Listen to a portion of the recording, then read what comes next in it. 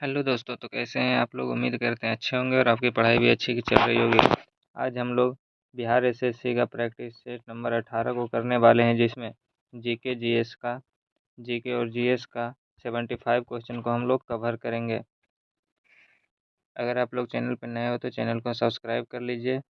आगे आने वाले पार्ट आपको इसी चैनल पर देखने को मिलेगा, तो जल्दी से चैनल को सब्सक्राइब कर लीजिए और वीडियो को लाइक करके अपने दोस्तों तक शेयर कर दीजिए।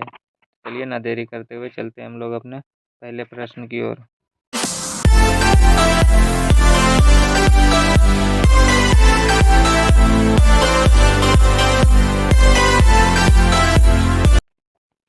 तो हमारा पहला प्रश्न है, वर्तमान में किस नीति निर्देशक सिद्धांत को मूल अधिकार पर प्राथमिकता प्राप्त है। वर्तमान में किस नीति निर्देशक सिद्धांत को मूल अधिकार पर प्राथमिकता प्राप्त है, तो वो है केवल अनुच्छेद 39 के ख और 39 के ग में उल्लेखित नीति निर्देशक तत्व के सिद्धांत को। तो इसका आंसर हो जाएगा ऑप्शन नंबर सी। अगला क्वेश्चन देखते हैं हम लोग। तो हमारा अगला क्वेश्चन है, आत्मनिर्भर हस्तशिल्पकारी योजना किस मंत्रालय के अंतर्गत प्रारंभ की गई। आत्मनिर्भर हस्तशिल्पकारी योजना किस मंत्रालय के अंतर्गत प्रारंभ की गई, तो ये किया गया था पूर्वोत्तर क्षेत्र विकास मंत्रालय द्वारा। ऑप्शन डी इसका सही हो जाएगा। अगला क्वेश्चन देखते हैं हम लोग। तो हमारा अगला क्वेश्चन है, निम्नलिखित में से कौन पंचायतों की वित्तीय स्थिति का पुनर्लोकन करने के लिए राज्य वित्त आयोग का गठन करता है। निम्नलिखित में से कौन पंचायतों की वित्तीय स्थिति को पुनर्लोकन करने के लिए राज्य वित्त आयोग का गठन करता है, तो ये करता है संबंधित राज्य का राज्यपाल। ऑप्शन सी संबंधित राज्य का राज्यपाल। अगला क्वेश्चन है हमारा, भारत के संविधान के निम्नलिखित संशोधन में से किसके द्वारा भारतीय नागरिकों को मूल कर्तव्य निर्धारित किए गए। भारत के संविधान के निम्नलिखित संशोधनों में से किसके द्वारा भारतीय नागरिकों को मूल कर्तव्य निर्धारित किए गए, तो ये 42वां संविधान संशोधन में किया गया था मूल कर्तव्य। तो 42वां संविधान संशोधन कब हुआ था, तो ये 1976 में हुआ था, और इसमें टोटल 10 मूल कर्तव्य को जोड़ा गया था अनुच्छेद 51A के तहत। 42वां संविधान संशोधन द्वारा 10 मूल कर्तव्य को अनुच्छेद 51A में जोड़ा गया था। कहाँ से लिया गया था, किस देश से, तो ये रूस से लिया गया था। अगर आपसे पूछे भारतीय संविधान में मूल कर्तव्य किस देश से लिया गया, तो ये रूस से लिया गया। इसे भी आप लोग ध्यान में रखेंगे। अगला क्वेश्चन देखते हैं हम लोग। अगला क्वेश्चन है हमारा,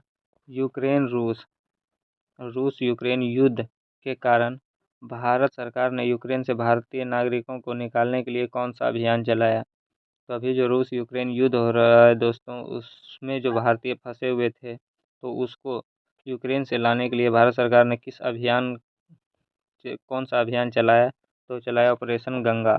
ऑपरेशन गंगा। ऑपरेशन दोस्त की बात करें तो ये सूडान में फंसे हुए लोगों को लाने के लिए किए हैं। सूडान में फंसे हुए लोगों को लाने के लिए कौन सा ऑपरेशन दोस्त, तो इसे भी आप लोग ध्यान रखेंगे। अगला क्वेश्चन देखते हैं। अगला क्वेश्चन है हमारा, वारसा किस देश की राजधानी है। वारसा किस देश की राजधानी है, तो यह है पोलैंड की राजधानी वारसा। अगला क्वेश्चन है हमारा, किस देश की समाचार एजेंसी क्योडो है। क्योडो किस देश की समाचार एजेंसी का नाम है, तो यह है जापान की समाचार एजेंसी क्योडो। अगला क्वेश्चन देखते हैं। अगला क्वेश्चन है हमारा, संसार में ताजे पानी की सबसे बड़ी झील कौन सी है। तो संसार की सबसे बड़ी ताजे पानी की झील कौन सी है, वो है lake superior. Lake superior. Option D हो जाएगा सही। अगला क्वेश्चन देखते हैं। हमारा अगला क्वेश्चन है, विश्व की सबसे छोटी पक्षी कौन सी है। तो विश्व की सबसे छोटी पक्षी हमिंग बर्ड है। हमिंग बर्ड, जिसे हम लोग गुंजन पक्षी भी कहते हैं। अगला क्वेश्चन देखते हैं। तो हमारा अगला क्वेश्चन है, निम्नलिखित में से भारत पर पहली बार आक्रमण करने वाला कौन से थे। तो सबसे पहले भारत पर आक्रमण किसने किया था, अरब ने किया था। सबसे पहले भारत पर आक्रमण 712 ईसा पूर्व में। अगला क्वेश्चन है हमारा, मुस्लिम लीग का गठन कब हुआ। तो मुस्लिम लीग का गठन 1906 ईस्वी में हुआ था। कहाँ हुआ था? ये ढाका में हुआ था मुस्लिम लीग का गठन। और इसके अध्यक्ष कौन थे? तो सलीमुल्लाह खान और आगा खान। सलीमुल्लाह खान प्लस आगा खान इसके अध्यक्ष थे। इसे भी आप लोग ध्यान रखेंगे। अगला क्वेश्चन देखते हैं। हमारा अगला क्वेश्चन है रिक्टर स्केल का प्रयोग किसको मापने के लिए किया जाता है? तो रिक्टर स्केल का प्रयोग भूकंप की तीव्रता को मापने के लिए किया जाता है। ऑप्शन सी हो जाएगा सही आंसर। अगला क्वेश्चन है पानीपत की तीसरी लड़ाई किस वर्ष हुई थी? तो पानीपत की तीसरी लड़ाई 1761 ईस्वी में हुआ था। और किसके बीच अगर पूछ ले पानीपत की तीसरी लड़ाई, तो अहमद शाह अब्दाली और मराठा के बीच हुआ था। अहमद शाह अब्दाली और मराठा के बीच हुआ था पानीपत का तीसरा लड़ाई, जिसको अहमद शाह अब्दाली ने जीता था और मराठा हार गए थे। अगला क्वेश्चन है अप्रैल 2023 में जारी जल शक्ति मंत्रालय द्वारा भारत में जल स्रोत की गणना की रिपोर्ट में सर्वाधिक जल स्रोत की मात्रा किसमें बताया गया है? अप्रैल 2023 में जारी जल शक्ति मंत्रालय द्वारा भारत में जल स्रोत की गणना की रिपोर्ट में सर्वाधिक जल स्रोत की मात्रा किसमें बताया गया? तो ये तालाब में बताया गया। ऑप्शन ए हो जाएगा सही आंसर। हमारा अगला क्वेश्चन है किस संविधान संशोधन द्वारा मतदाता की आयु को 21 वर्ष से घटाकर 18 वर्ष कर दिया गया है? किस संविधान संशोधन द्वारा मतदाता की आयु को 21 वर्ष से घटाकर 18 वर्ष कर दिया गया? तो ये 61वां संविधान संशोधन 1989। 61वां संविधान संशोधन में मतदाता की आयु 21 वर्ष से 18 वर्ष कर दिया गया था। अगला क्वेश्चन देखते हैं। तो हमारा अगला क्वेश्चन है निम्नलिखित में कौन सा ग्रह पृथ्वी से निकटतम दूरी पर स्थित है? निम्नलिखित में से कौन सा ग्रह पृथ्वी से निकटतम दूरी पर है? तो ये है शुक्र। पृथ्वी से और सूर्य से निकटतम दूरी पूछे तो ये हो जाएगा बुध। सूर्य से निकटतम दूरी कौन सा हो जाएगा? ये बुध हो जाएगा सूर्य से निकटतम दूरी। अगला क्वेश्चन पटना में गुरु गोविंद सिंह का जन्म किस वर्ष हुआ था? पटना में गुरु गोविंद सिंह का जन्म कब हुआ था? तो ये 1666 ईस्वी में गुरु गोविंद सिंह का जन्म पटना में हुआ था। अगला क्वेश्चन कांग्रेस सोशलिस्ट पार्टी का गठन कब हुआ? कांग्रेस सोशलिस्ट पार्टी का गठन कब हुआ? तो ये हुआ था 1934 ईस्वी में। अगला है बिहार के पटना में 16 अप्रैल 1930 को नमक सत्याग्रह के नेतृत्व में किस नेता ने किया? बिहार के पटना में 16 अप्रैल 1930 के नमक सत्याग्रह का नेतृत्व निम्नलिखित में से किस नेता ने किया? तो ये क्या था? अंबिका कांत सिंह। ऑप्शन सी हो जाएगा सही आंसर। अगला क्वेश्चन बिहार राज्य का नाम निम्नलिखित में से किस कारण बिहार पड़ा? बिहार राज्य का नाम निम्नलिखित में से किसके कारण बिहार पड़ा? तो ये बौद्ध बिहार के कारण बिहार का नाम बिहार पड़ा। अगला क्वेश्चन बांग्लादेश का उदय कब हुआ? बांग्लादेश का उदय कब हुआ था? तो ये हुआ था 1971 में। वर्ष 1971 में बांग्लादेश का उदय हुआ। अगला क्वेश्चन विक्रम साराभाई अंतरिक्ष केंद्र कहाँ है? विक्रम साराभाई अंतरिक्ष केंद्र कहाँ है? तो ये तिरुवनंतपुरम में। अगला क्वेश्चन पिनाक क्या है? क्वेश्चन पूछ रहा है पिनाक क्या है? तो पिनाक है एक rocket launcher, multi barrel rocket launcher. Option C हो जाएगा सही आंसर। अगला क्वेश्चन देखते हैं। तो हमारा अगला क्वेश्चन है ज्ञानपीठ पुरस्कार निम्नलिखित में से किस क्षेत्र में विशिष्ट योगदान के लिए दिया जाता है? ज्ञानपीठ पुरस्कार साहित्य में दिया जाता है। ज्ञानपीठ पुरस्कार साहित्य में दिया जाता है। Option C. अगला क्वेश्चन है हमारा भारत में पहली बोलती फिल्म कौन सी थी? भारत की प्रथम बोलती फिल्म कौन सी थी? तो आलम आरा थी।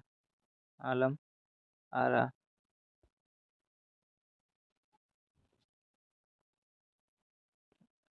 आलम आरा जो कि 1931 में प्रकाशित हुई थी।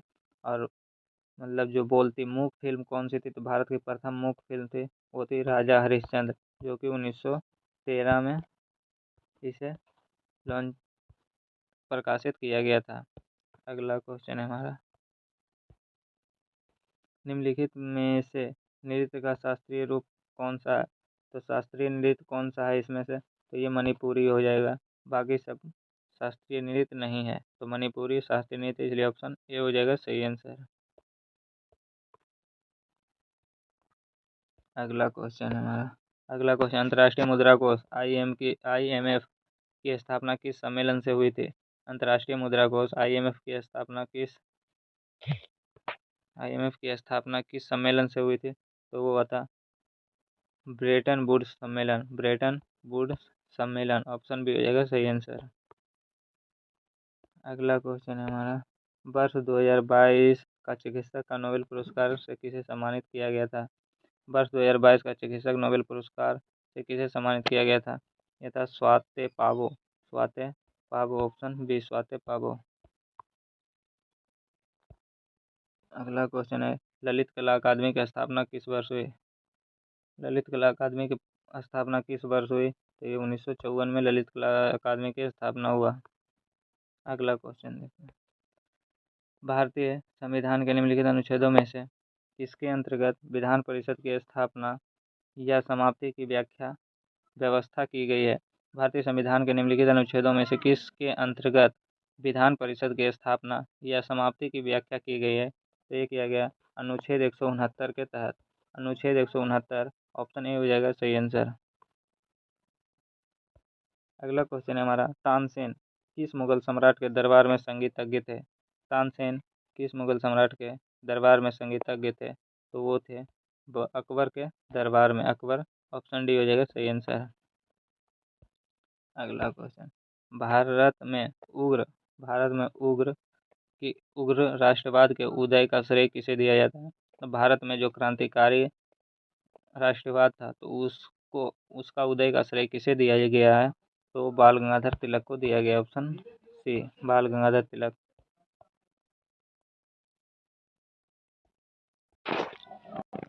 तो हमारा अगला क्वेश्चन है, क्वेश्चन नंबर 33, भारतीय संविधान के अनुसार केंद्रीय मंत्री किसकी इच्छा रहने तक पद संभालेंगे?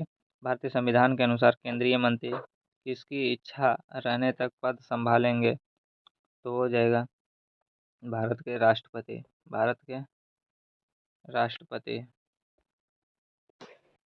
अगला क्वेश्चन है हमारा, अगला क्वेश्चन, गंगा सोन जैसी नदियाँ प्राचीन भारत में महाजनपद डैश से होकर बहती थी। तो गंगा और सोन नदियाँ किस महाजनपद से होकर प्राचीन भारत में बहती थी? तो हो जाएगा मगध महाजनपद से होकर गंगा और सोन नदी प्राचीन भारत में बहती थी। अगला क्वेश्चन है हमारा, डुरंड लाइन किन दो देशों के बीच है? तो डुरंड लाइन पाकिस्तान और अफगानिस्तान के बीच है। डुरंड लाइन, बात करें भारत और चीन के बीच, तो भारत और चीन के बीच मैकमोहन रेखा है। भारत और चीन के बीच मैकमोहन रेखा है। भारत और पाकिस्तान के बीच रेड क्लिफ रेखा है। भारत और पाकिस्तान के बीच। ऑप्शन हो जाएगा ऑप्शन नंबर डी, भारत और अफगानिस्तान के बीच। अगला क्वेश्चन देखते हैं, और अगला क्वेश्चन है, ऐसी स्थिति जिसमें स्फीति के साथ बेरोजगारी में वृद्धि हो रही हो कहलाती है? ऐसी स्थिति जिसमें स्फीति के साथ बेरोजगारी में वृद्धि हो रही हो तो उसे कहते हैं गतिहीन स्फीति। अगला क्वेश्चन देखते हैं, चलिए। तो हमारा अगला क्वेश्चन है, मुगल बादशाह बाबर की मृत्यु कहाँ हुई थी? तो मुगल बादशाह बाबर की मृत्यु कहाँ हुई थी? तो ये हुआ था आगरा में बाबर की मृत्यु हुआ था। अगर पूछे भी कि बाबर का मकबरा कहाँ है, तो बाबर का मकबरा वर्तमान में काबुल में है। बाबर का मकबरा।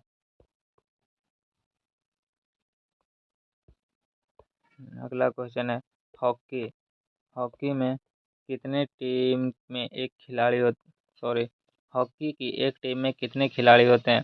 तो हॉकी की एक टीम में खिलाड़ियों की संख्या होती है 11। ये आप सबको पता होगा। अगला क्वेश्चन, अगला क्वेश्चन है the little book of Joy. The little book of Joy नामक पुस्तक किसने लिखी? The little book of Joy नामक पुस्तक के लेखक कौन है? तो ये हैं डेसमंड टूटू और दलाई लामा, ये दोनों हैं इनका लेखक the little book of joy, Desmond Tutu और दलाई लामा। इसलिए ऑप्शन हो जाएगा option number C, A B दोनों। अगला क्वेश्चन देखते हैं। तो हमारा अगला क्वेश्चन है भारतीय कृषि अनुसंधान केंद्र कहाँ है? भारतीय कृषि अनुसंधान केंद्र कहाँ है? तो वो है नई दिल्ली में। कहाँ है भारतीय कृषि अनुसंधान केंद्र? नई दिल्ली में। अगर पूछे भारतीय ट्रैक्टर अनुसंधान केंद्र कहाँ है? ट्रैक्टर अनुसंधान केंद्र कहाँ है? तो वो भी नई दिल्ली में हो जाएगा। आपको याद रखना है कि कृषि से ही ट्रैक्टर से ही कृषि होता है, ट्रैक्टर से कृषि होता है, इसलिए दोनों का मुख्यालय नई दिल्ली हो जाएगा, ऑप्शन सी। अगला क्वेश्चन देखते हैं। हमारा अगला क्वेश्चन है गुजरात में आयोजित 36वां राष्ट्रीय खेल 2022 का शुभांकर क्या था? गुजरात में आयोजित 36वां राष्ट्रीय खेल का 36वां राष्ट्रीय खेल 2022 का शुभांकर क्या था? तो इसका शुभांकर था सवाज। इसका शुभांकर क्या था? सवाज, ऑप्शन बी।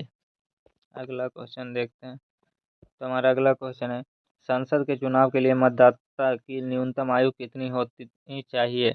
संसद के चुनाव के लिए मतदाता की न्यूनतम आयु कितनी होनी चाहिए? तो ये 18 वर्ष होनी चाहिए, ऑप्शन ए।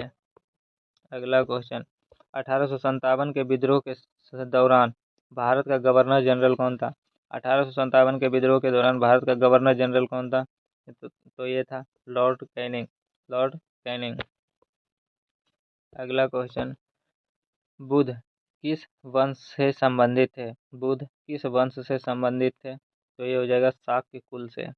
शाक्य कुल से बुध संबंधित है। और अगर महावीर पूछ ले कि महावीर किस कुल से संबंधित थे, तो ज्ञात्रिक कुल से थे महावीर। कौन से कुल से थे? ज्ञात्रिक कुल से महावीर थे।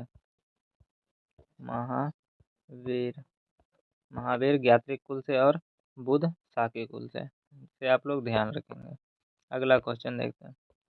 तो हमारा अगला क्वेश्चन है हाल ही में the poverty of political economy, the poverty of political economy नामक पुस्तक किसके द्वारा लिखा गया है?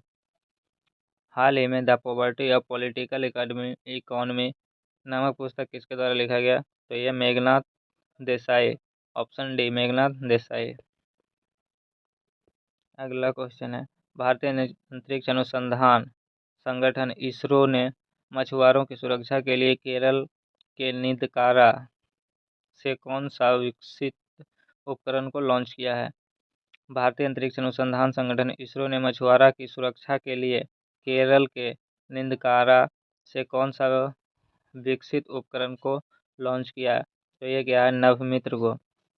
नभमित्र, ऑप्शन ए हो जाएगा सही आंसर, नभमित्र। अगला क्वेश्चन देखते हैं। तो हमारा अगला क्वेश्चन है कौन सा राज्य केंद्र शासित प्रदेश है जहां लगातार 2 महिला मुख्यमंत्री बनी है? कौन सा राज्य या केंद्र शासित प्रदेश है जहां लगातार 2 महिला मुख्यमंत्री बनी थी? तो वो है दिल्ली। Delhi, option C. अगला क्वेश्चन यूरो मुद्रा को स्वीकार करने वाला नवीनतम देश कौन सा है? यूरो मुद्रा को स्वीकार करने वाला नवीनतम देश कौन सा है? तो वो है Croatia. Croatia, option B Croatia. अगला क्वेश्चन हमारा अगला क्वेश्चन है हॉर्स अक्षांश भूमध्य रेखा, हॉर्स अक्षांश भूमध्य रेखा उत्तर दक्षिण में लगभग डैश पर स्थित क्षेत्र है? हॉर्स अक्षांश भूमध्य रेखा के उत्तर और दक्षिण में लगभग डैश पर स्थित क्षेत्र है? तो वह 30 से 35 डिग्री अक्षांश, 30 से 35 डिग्री अक्षांश। अगला क्वेश्चन देखते हैं। हमारा अगला क्वेश्चन है भारत और एशिया डेवलपमेंट बैंक ने मिलकर भारत के किस शहर में एक जलवायु परिवर्तन और स्वास्थ्य केंद्र की स्थापना की? भारत और एशियन डेवलपमेंट बैंक एडीबी ने मिलकर भारत और किस शहर में एक जलवायु परिवर्तन और स्वास्थ्य केंद्र की स्थापना करेंगे? तो उसका सही आंसर हो जाएगा option number A Delhi. Delhi. अगला क्वेश्चन तो हमारा अगला क्वेश्चन है पास आती हुई रेलगाड़ी की सीटी की आवृत्ति तीक्ष्णता बढ़ती जाती है, ऐसा निम्नलिखित में किस परिघटना के कारण होता है? पास आती रेलगाड़ी की सीटी बढ़ती जाती है, ऐसा किसके कारण होता है? तो ये डॉपलर प्रभाव के कारण होता है। ऑप्शन बी, डॉपलर प्रभाव। अगला क्वेश्चन, बर्फ के दो टुकड़े को आपस में दबाने पर टुकड़ा चिपक जाता है। बर्फ के दो टुकड़े को आपस में दबाने पर टुकड़ा चिपक जाता है, ऐसा क्यों? क्योंकि दाब अधिक होने से बर्फ का गलनांक घट जाता है। ऑप्शन ए हो जाएगा सही आंसर। दाब अधिक होगा तो दोनों बर्फ का गलनांक जो है वो घट जाएगा, इसलिए चिपक जाता है। अगला क्वेश्चन, जब मैग्नीशियम ऑक्साइड की उपस्थिति में जलता है, जब मैग्नीशियम ऑक्सीजन की उपस्थिति में जलता है तो ज्वाला कैसा रंग का होता है? जब मैग्नीशियम ऑक्सीजन की उपस्थिति में जलेगा तो उसका ज्वाला का रंग सफ़ेद हो जाएगा। Option C. अगला क्वेश्चन है, किसी लिफ्ट में बैठे हुए व्यक्ति का अपना भार अधिक अधिक कब मालूम पड़ता है? किसी लिफ्ट में बैठे हुए व्यक्ति को अपना भार अधिक कब मालूम पड़ता है? जब लिफ्ट त्वरित गति से ऊपर की ओर जा रही हो। जब लिफ्ट त्वरित गति से ऊपर की ओर जा रही हो। Option B. अगला क्वेश्चन, हाइड्रोजन से भरा रबड़ का गुब्बारा वायु में ऊपर जाकर फट जाता है, ऐसा क्यों? हाइड्रोजन से भरा रबड़ का गुब्बारा वायु में ऊपर जाकर फट जाता है, ऐसा क्यों? क्योंकि ऊपर वायु दाब घट जाता है। Option D. अगला क्वेश्चन, जब प्रकाश के लाल, हरे व नीले रंग को समान अनुपात में मिलाया जाता है तो परिणामी रंग निम्न में से कौन सा होगा? जब लाल, हरा और नीला रंग को समान अनुपात में मिलाया जाता है तो परिणामी रंग कौन सा हो जाएगा? तो ये सफ़ेद हो जाएगा तीनों को मिलाने पर। अगला क्वेश्चन है हमारा,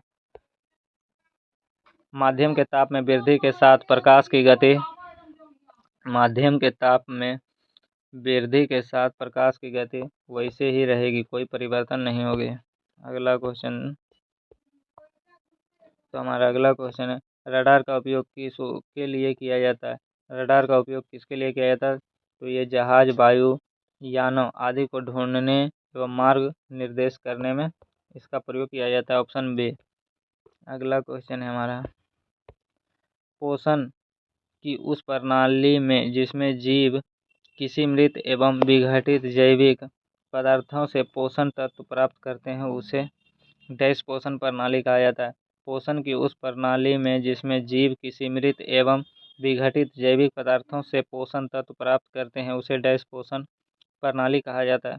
तो इसे कहा जाता है मृत जीवी। ऑप्शन सी, मृत जीवी। अगला क्वेश्चन, निम्नलिखित द्रव्यों में कौन सा ऊष्मा का बहुत अच्छा चालक है? तो निम्नलिखित द्रव्यों में ऊष्मा का सबसे अच्छा चालक कौन है? तो वो है पारा। ऑप्शन ए, पारा हो जाएगा इसका सही आंसर। पारा। अगला क्वेश्चन है हमारा, नीला थोथा का रासायनिक नाम क्या होता है? नीला थोथा का रासायनिक नाम क्या होता है? तो ये होता है कॉपर सल्फेट। कॉपर सल्फेट को नीला थोथा कहते हैं। अगला क्वेश्चन देखते हैं,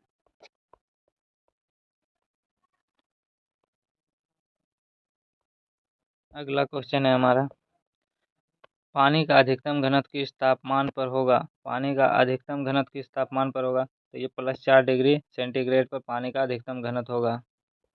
अगला क्वेश्चन, नाभिक का द्रव्यमान संख्या। नाभिक का द्रव्यमान संख्या है, तो नाभिक का द्रव्यमान में क्या होता है? न्यूट्रॉन और प्रोटॉन की संख्या को इसके द्रव्यमान संख्या कहते हैं। तो नाभिक देख लेते हैं कहाँ पे न्यूट्रॉन और प्रोटॉन है। तो नाभिक में प्रोटॉन की संख्या ये नहीं होगा, ये गलत हो जाएगा। नाभिक में न्यूट्रॉन की संख्या ये भी गलत हो जाएगा, उपरोक्त में से कोई। तो ऑप्शन ए हमारा सही हो जाएगा, नाभिक में न्यूक्लियन की संख्या। तो न्यूक्लियन यानी न्यूट्रॉन प्लस प्रोटॉन, न्यूक्लियन यानी केंद्रक, केंद्रक में ही तो न्यूट्रॉन और प्रोटॉन होता है, इसलिए ऑप्शन ए हो जाएगा सही आंसर। अगला है, वे आयन जिसमें इलेक्ट्रॉन की संख्या समान होती है क्या कहलाते हैं? तो जिसमें इलेक्ट्रॉन की संख्या समान होगी उसे सम इलेक्ट्रॉनिक कहेंगे। अगला, वायु के किस गैस की मात्रा सर्वाधिक होती है? वायु में किस गैस की मात्रा सर्वाधिक होती है? तो ये नाइट्रोजन की मात्रा सर्वाधिक होती है 78% वायु में।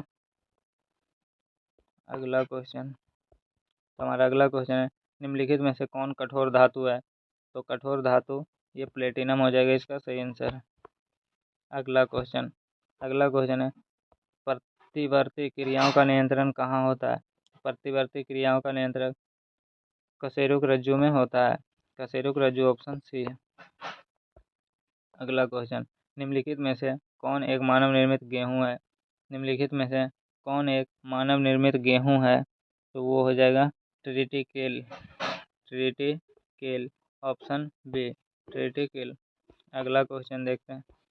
हमारा अगला क्वेश्चन है, चूना CaOH का ट्वाइस हवा में किसके साथ धीरे धीरे प्रतिक्रिया करता है ताकि दीवारों पर CaCO3 की पतली परत बन जाती है? चूना CaOH का ट्वाइस मतलब कैल्शियम हाइड्रोक्साइड हवा के साथ धीरे धीरे प्रतिक्रिया करता है ताकि दीवारों पर कैल्शियम कार्बोनेट की पतली परत बन जाए। तो वो हो जाएगी CO2 ऑप्शन डी, CO2। हमारा अगला क्वेश्चन है, फूल गोभी का खाने योग्य भाग। फूल गोभी का हम लोग क्या खाते हैं? तो वो खाते हैं पुष्पक्रम ऑप्शन डी। अगला क्वेश्चन है, पोलियो ड्रॉप का खोज किसने किया? तो पोलियो ड्रॉप का खोज किया था अल्बर्ट साबिन ने। पोलियो ड्रॉप का खोज अल्बर्ट साबिन। अब पोलियो का पूछे सिर्फ पोलियो वैक्सीन का तो हो जाएगा साल का। इसे आप लोग ध्यान रखेंगे। अगला क्वेश्चन, विषाणु क्या है? तो विषाणु में क्या होता है? विषाणु में न्यूक्लिक एसिड और प्रोटीन होता है। अगला है, टिबिया नामक हड्डी कहाँ पाई जाती है? तो टिबिया पैर में पाई जाती है।